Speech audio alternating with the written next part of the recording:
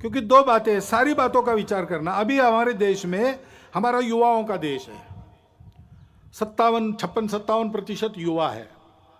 30 साल के बाद ये सब बूढ़े बनेंगे, उनको खिलाने के लिए भी हाथ लगेंगे। कितने हाथ लगेंगे, कितने लोगों को खिला सकेंगे, और उस समय जितने लोगों को खिलाना है उसके लिए काम करने वाले कितने लगेंगे, दोनों बातों का विचार करना पड़ेगा। इतना हम बढ़ेंगे तो पर्यावरण कितना झेल सकता है। हमारी माताएं उस दृष्टि से कितनी सक्षम है, उनको खुद के पैरों पर खड़ा रखने का सामर्थ्य, उनका सशक्तिकरण कितना हुआ है, वो कितनी प्रबुद्ध है, हम उनको कैसा ऐसा बना सकते।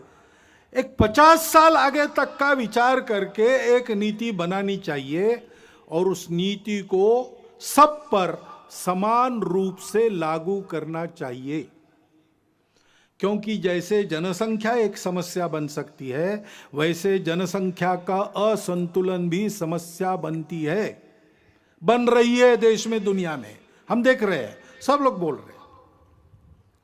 इसमें किसी के प्रति बुरा भाव नहीं रहता है। अरे इसलिए हमने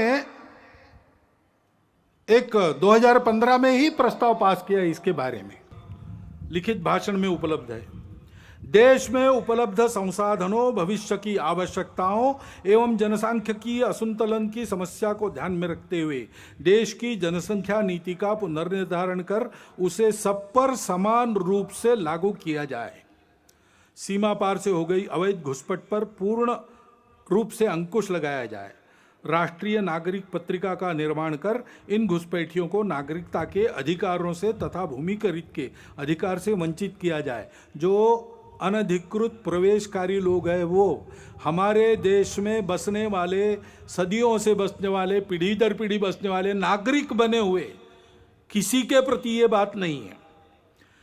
और देशवासियों का ये आह्वान है कि जनसंख्या में असंतुलन उत्पन्न कर रहे सभी कारणों की पहचान करते हुए जन जागरण द्वारा देश को जनसांख्यिकीय असंतुलन से बचाने की सभी विधि सम्मत प्रयास करें।